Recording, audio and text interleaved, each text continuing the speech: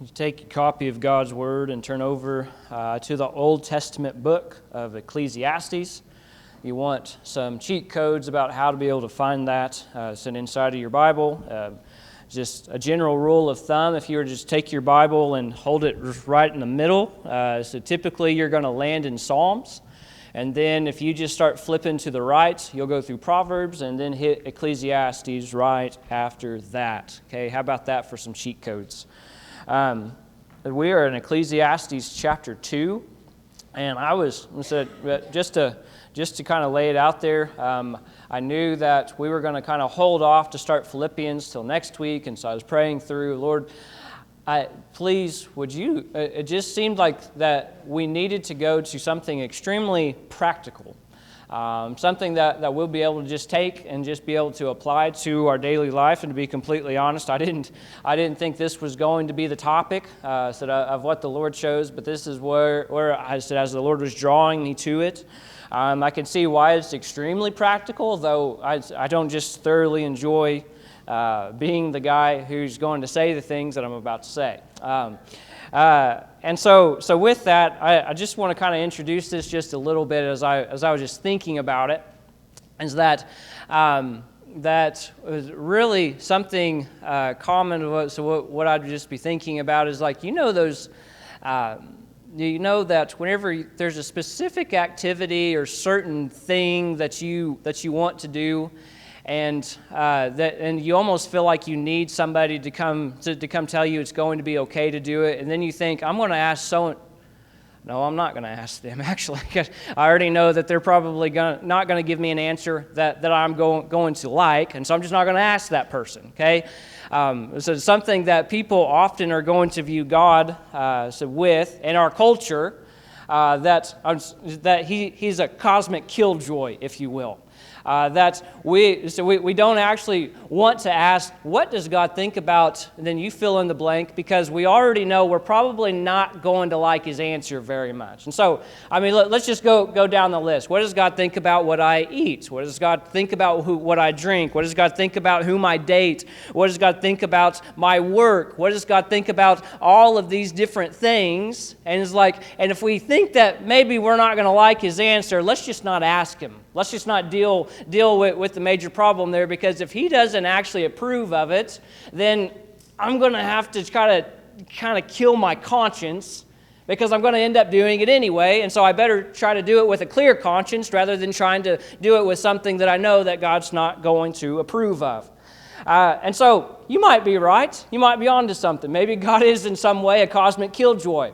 And whenever we come to the book of Ecclesiastes here, if you have a fleshly mind, I really think that might be in the way that you view this sermon, the book of Ecclesiastes, because, just from the get-go, this is just a sermon from Solomon himself. He calls himself the preacher inside of this book, and he just starts off in verse 2, chapter 1. Listen to this for a second.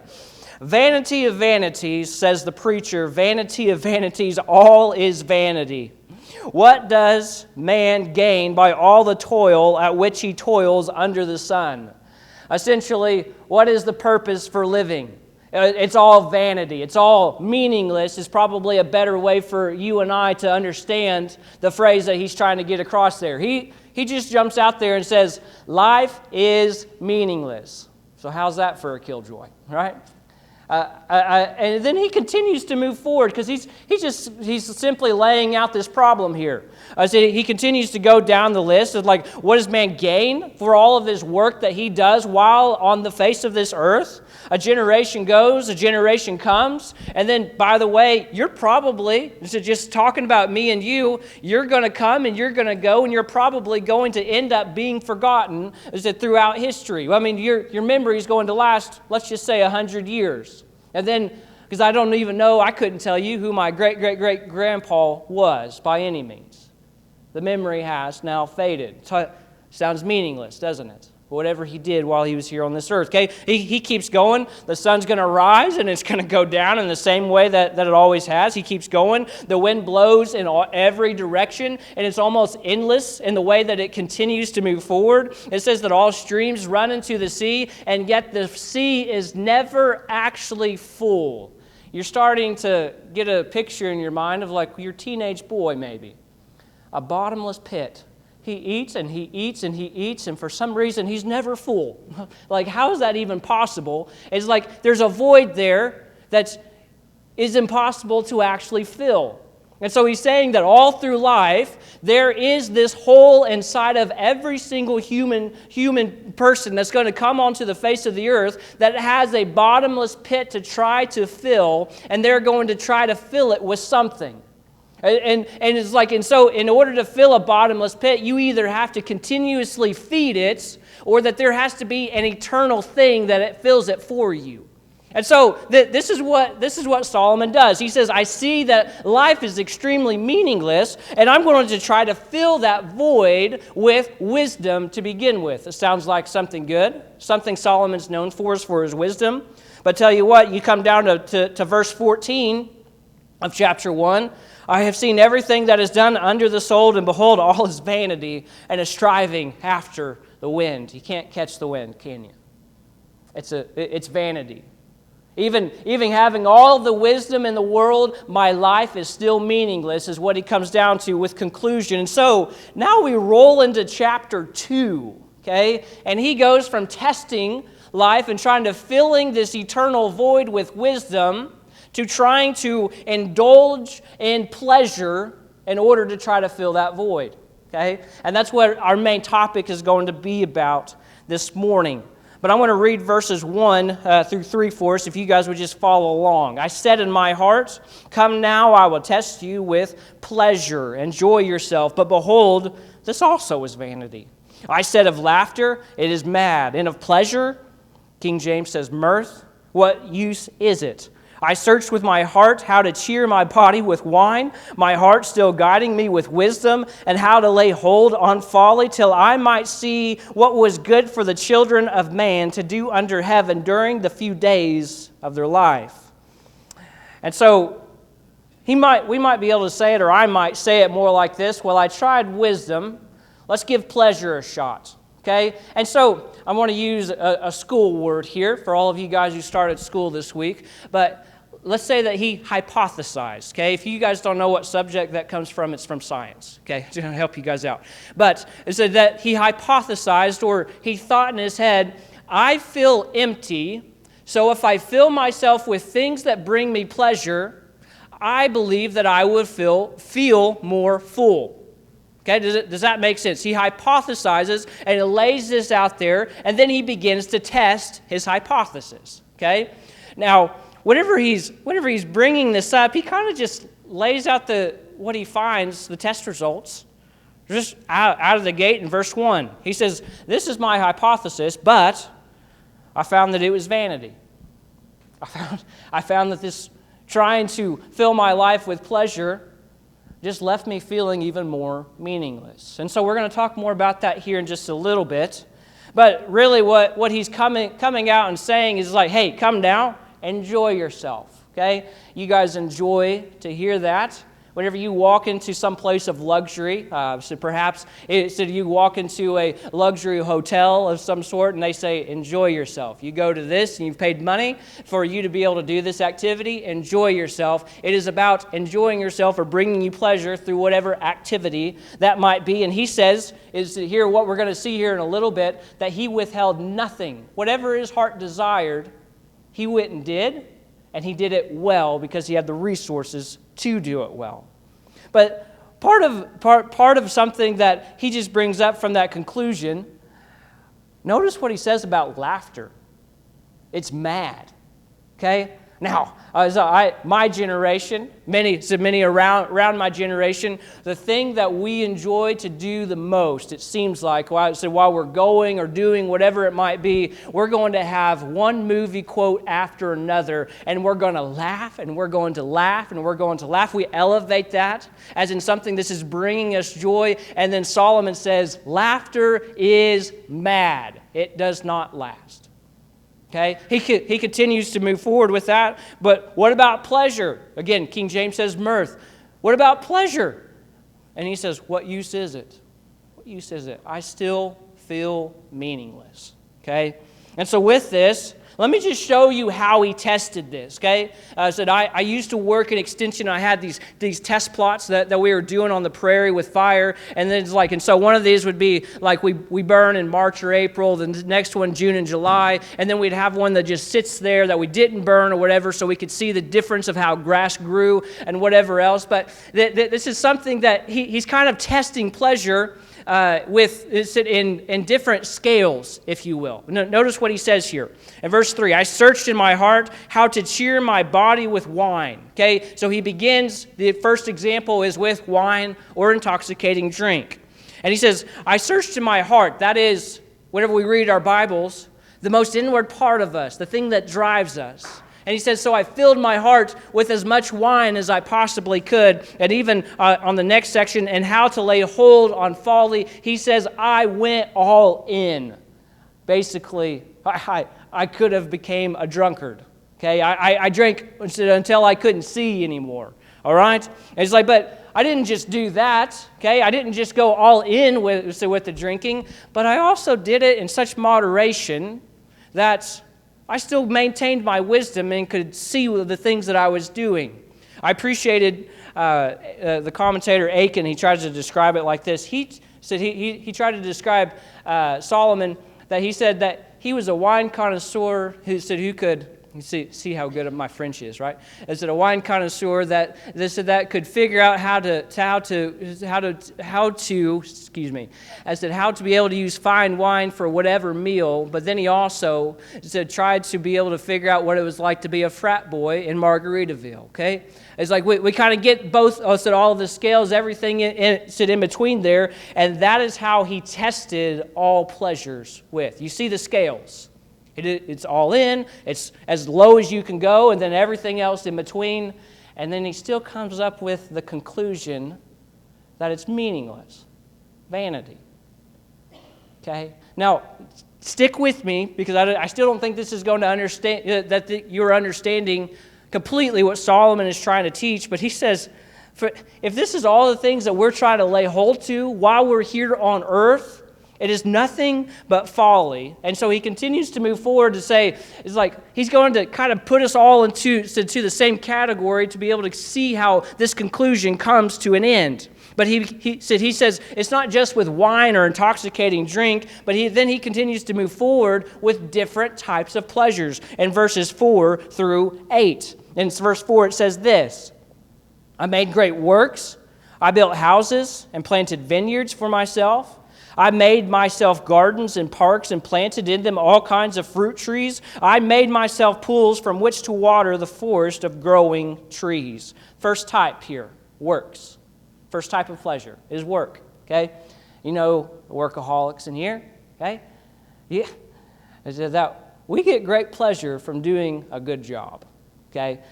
So we can think about the things that we might be able to do inside of our job that was better than whomever. And we think, that was good. I love that.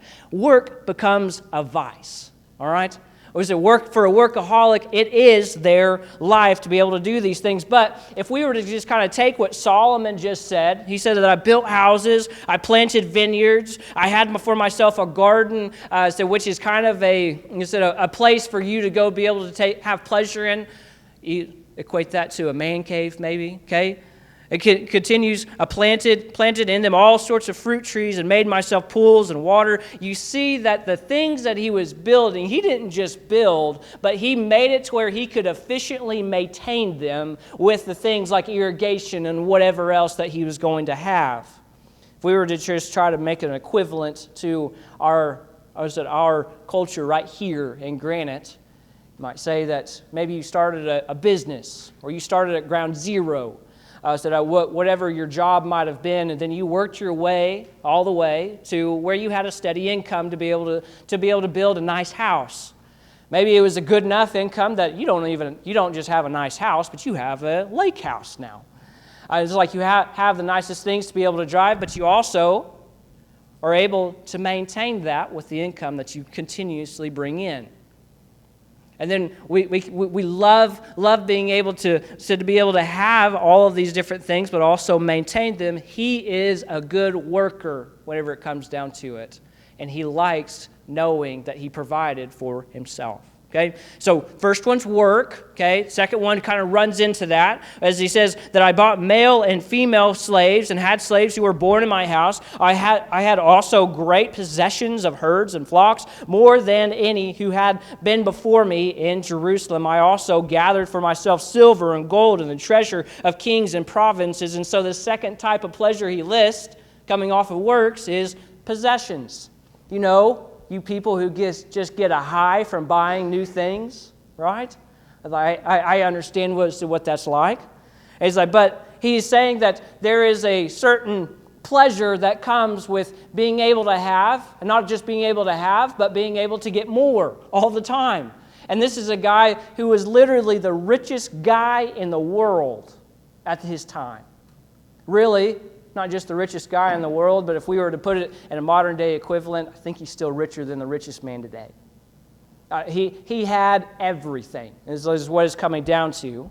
But this is something that, again, pleasure coming from getting to have whatever, you fill in the blank. Lastly now, I got singers, both men and women, and many concubines, and the delight of the sons of man. Let's just say the third type is entertainment. Works, possessions, entertainment, what he lists. Entertainment, singers, male and female. He didn't have a radio or Apple streaming devices, so whatever it might be, okay, is that he had live music and he could listen to it wherever he wanted. But then the next thing is really something that gets me, that he had many concubines. If you guys don't know what that means, let's just say that he had a way to be able to engage in unbridled sex anytime he wanted to. And it says, the delight of the sons of man. This is entertainment from being in most moderation to the thing that is in most exaggerated. Everything in between, he has entertainment. So let's just keep putting the things in between then. Your TV, social media, so whatever it might be, you getting all of your stuff, all of these things, which it could just very well be entertainment, your sports that you play, any of the hobbies that you engage in, whatever it might be. I mean, he just pulls it all together, and whenever we're reading between the lines, we see that this is very applicable to our day now, don't we?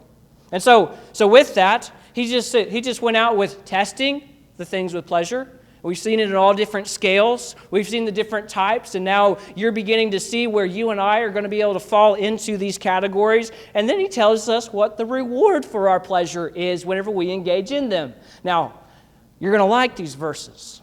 If you think that God is a cosmic killjoy, okay, you're going to like them because he's going to tell you that you do indeed receive pleasure whenever you engage in pleasure. Look with me now.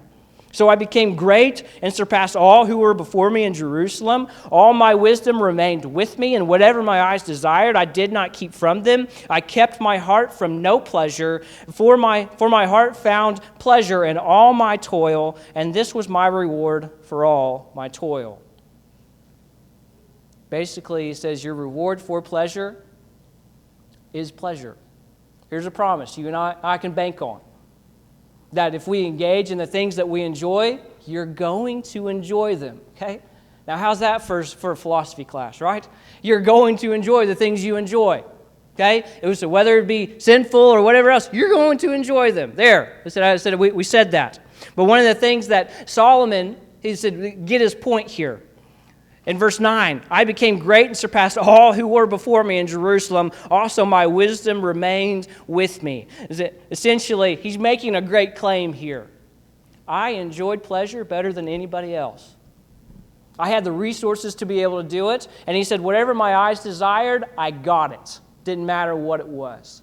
And then he maintained his status as the wisest man in all of the earth while doing so. Basically, he was able to engage in whatever he wanted to, and it didn't cost him anything.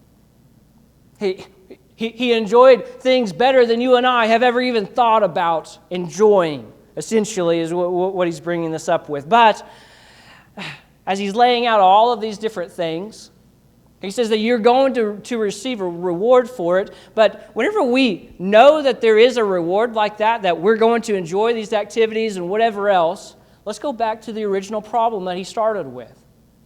He said, but all the things done under the sun by all the people is vanity. It's meaningless.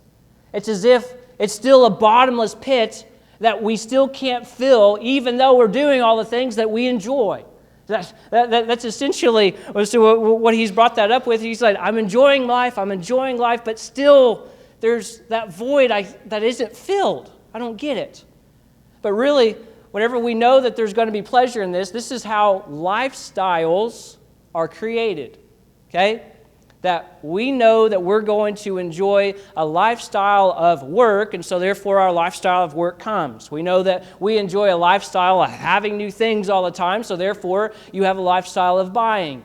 As you said, you have a lifestyle of sex, and so therefore now there's a gay lifestyle, there's a bisexual lifestyle, a transgender lifestyle, an adultering lifestyle. And this is that follows through with those things. Okay, these lifestyles are just popping up everywhere, and there is pleasure in them. Even lifestyles that are just surrounded by the hobby of whatever it is that you might be doing.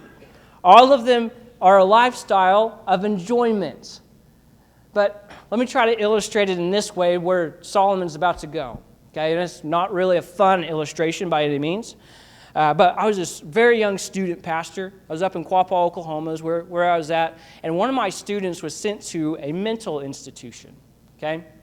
And so I was allowed to go see him on Sunday afternoons. And so I'd go spend a Sunday afternoon, every other week or so, getting to go in there and be able to see this young man, of which it made me feel very small. This might be a good way to say that. I did not like walking through all the security measures that they had you go through, whatever else. But I'd sit across the table from this young man. He's like 14 years old at the time. And this specific day, I noticed that there was fresh cuts on his arm. Just going back down. And I was like, hey, man, what's the deal? Because I've known him for a while. It's never happened before. And so he told me that there's this girl that had figured out that you could take the metal part of a pencil off, and she was cutting herself, and so he thought he'd just give it a try. All right, so sent me into a tailspin, all right? I was like, what in the world's going on here? And so I went home, and I'm researching, trying to find these things out, and this was all new information to me, I said at the time, but whenever I was reading through it, as you're reading through what that is doing, it's almost like a shot of ecstasy says to somebody who is so emotionally down that it has a way about them to almost immediately take their minds off of whatever their situation might be. So kids 12 to 16, somewhere in there, this is a very common thing, that if they're emotionally just weak, and they can't handle the life situation that they're in, so that it's a way to distract them. If their parents are on them all the time, it's a way to distract them. So whatever it might be, it's a distraction. Notice what it's not, though. It is not a cure to what they are feeling. Okay? Now, you just take those lifestyle things that I just laid out there for you. It's meaningless. Why? Because it's a distraction. Your life is meaningless because it's only surrounded by lifestyles of pleasure, which then operates only as a distraction from the real problem. You can't ever fill that void because it's not the cure for it. And so, I mean, you think about what it is, a workaholic. They're going to continuously go to work over and over again, and yet that just operates as a distraction. I said, if you're somebody that needs a TV to be able to kind of let your mind settle down or whatever else, instead of dealing with the problems inside of your life, a distraction. Social media, a little bit more on the teenage side of things right now, it operates as a distraction. And I could continue to go down the list, but if you don't believe me that it's a distraction, here's just a little test for you to try this week. I dare you. You don't believe me, don't partake of whatever your vice is this week. If it's TV, turn it off for a week. If it's social media, delete it off your phone for a week. Whatever it might be, just don't do it for a week and sit there in the silence, and I can promise you that if you do not have the proper cure to your emptiness, the silence will remind you that you are a broken individual in need of an eternal thing to come and fill you. Want to know why our society hates silence? It's because it takes our distractions away. Sure, we enjoy our life, yeah, but the distraction's just white noise to keep us from actually dealing with the real problem of the matter. And so, let's keep moving. Verse 11. This doesn't get any better, all right? Then I considered all that my hands had done and the toil I had expended in doing it, and behold, all was vanity and striving after wind, and there was nothing to be gained under the sun. Here's the final reward of pleasure. Nobody really ever talks about the long-term things of what pleasure might bring. You have enjoyment for some time, yeah, I understand that, but no true joy, do you? You might be able to have something coming in, but there's never really any true contentment. Which means that we have a couple of options that we're going to have to do. We're either going to have to continue to distract ourselves, or we're going to have to deal with it head on and take the real cure. Solomon, he lays out here, this is the final reward if you're going to indulge in pleasure for the rest of your life. He says that all the things that I had done, I toiled and I've expended myself in doing these things, and behold, it was vanity. It was just a striving after the wind. But the word vanity is it means like a vapor, a mere breath. It's not going to last very long. It's a ever vanishing joy. It's like, yeah, again, you enjoy it, but it vanishes. So that means you have to do it again. And enjoy it, vanishes, means you have to do it again. Over and over and over again. And it's a striving after wind. And you say, what's up with that, Solomon? I mean, you talk about a depressing passage. If we were just to read this and we understand what he's trying to get across, what in the world is he trying to say? Let me tell you a story. A guy named Adoniram Judson, okay, is an early American guy. He's the very first missionary that ever left the United States to go to a foreign country. But before he was a missionary, he was a teenager who had great intellect. He was a guy that was gifted beyond his years. And before he went to college, he told his parents, who was a very Orthodox Christian family, they said, I do not believe in these things, to his parents' shock. He faked it for however long, and he went to college, and he was going to be himself and himself only. And so, as he's living it out, he's throwing himself into his studies because his goal was to be at the top of his class. And the day that he made it to the top of his class, he wrote a very short letter to his dad, and he says, Dear Father, I have done it. In our vernacular, you might say, I've made it. God said, I am it. Okay? Everybody loves a cocky teenager, don't they? But he said he lays it all out there, but while he's in college, he meets this guy named Jacob Eames, who shared his same conviction, there indeed is not a God, and the Christian religion should be rejected. All it did was build his ego even more, and they had all of these plans to be able to become, I guess influencers might be a word that we would use today, that they're going to go to law school, they're going to become senators, and they were going to make a change, really to move away from God himself. As he finished college, he wrote a couple of textbooks, but they weren't really taking because the country was still too orthodox in Christianity. And so he decided to really become a prodigal. He said he went with a group of guys, and they just began to live it up, going to party. They would go to this inn or that inn. They'd run up the bill and then skip out on it to be sure that they didn't have to pay. And they continued to do this until one day he decided to go off by himself and go west. And so he went ahead and started that way, but he stopped for a night at a very small inn.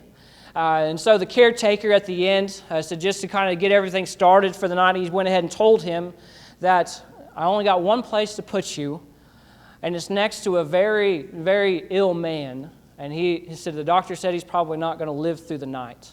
And the guy said, I'll take it. And so he goes ahead and tries to go in there, and he couldn't sleep that night.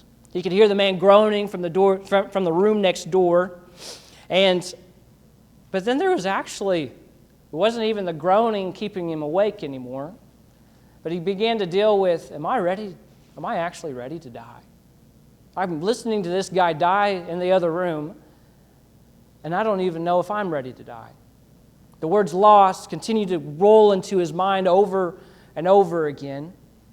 And in the morning, he woke up. He went in and asked the caretaker, he said, what about the man that was dying? And he said, well, he's dead. And to Judson's shock, he said, dead? He said, yeah, that poor fellow. And the doctor had told us he wasn't going to make it. And he said, well, do you know his name?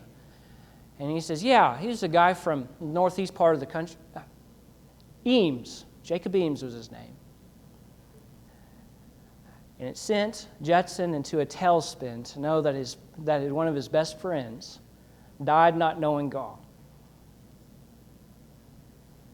And he began to deal with it, and whenever he went back home, because he couldn't finish his trip, Judson went back home, and he came to a great conclusion that the Bible was indeed the Word of God, and that we have to be able to give our hearts and our souls to Jesus Christ, who came and died on the cross for us. See the difference here, is that one was dying without hope, and the next came to a realization that his life was indeed meaningless unless there's an eternal being that comes and touches you. If you were to look in Ecclesiastes chapter 2, verse 24, it says this, there's nothing better for a person that he should eat and drink and find enjoyment in his toil. This also I saw from the hand of God, for apart from him, who can eat or who can have enjoyment? You see, God's far from a cosmic killjoy. The fact of the matter is, He desires for you to enjoy your life while you're here on the face of the earth. But what He has came to do is that He has set eternity into the hearts of man, as Ecclesiastes chapter 3 tells us, and that we cannot be happy unless the eternal being is living in our everyday life, which means we work to the glory of God. That means we have fun to the glory of God. We eat for the glory of God. We drink for the glory of God. We are actually worried about what God thinks about our activities while here on earth, but this is the perfect mercy and the perfect grace of God, as John Piper describes it, and that God plans for human beings to be frustrated with their experiences in this world until they realize that they were made for God. Guys, if your life feels meaningless, and you're just living a life of distraction, you haven't went and grabbed the cure yet, have you? You are not living as if you were made for God. You are living as if God was made for you. Things are completely backwards inside of your mind. Whenever we live as if we were made for God, we begin to return to the Garden of Eden. And they were walking inside of the garden before sin warped everything inside of this world, and they knew that they were walking in the mercies and the graces of God daily. And that's what they were made to do, as we were made to do, even in a sinful world. And so, whatever our life experiences have brought us to, as Ecclesiastes, it ends, is it in chapter 12 to be able to say this, that for all the things that man does on earth, this is what we should be focusing on. That we should fear God and keep His commandments, for this is the whole duty of man. We live in obedience. Why? Because we knew that we were made for Him, and then that eternal void that is inside of you seems to disappear in a moment's time, and you are overflowing with joy, and you are overflowing with the things of God, and everything has been completely transformed. I really like how George Mueller, another great man of the past, he said, I tried to reform myself, and for some reason I realized I couldn't. It was impossible. It was the same call for you and I, that we come to Christ and we're saying, I know I can't reform myself, but I'm tired of my meaningless life. Would you change me now from the inside out, that I don't just live for pleasure, but I live for God, so that I might enjoy this world the way He intended me to be able to do so. You guys pray with me.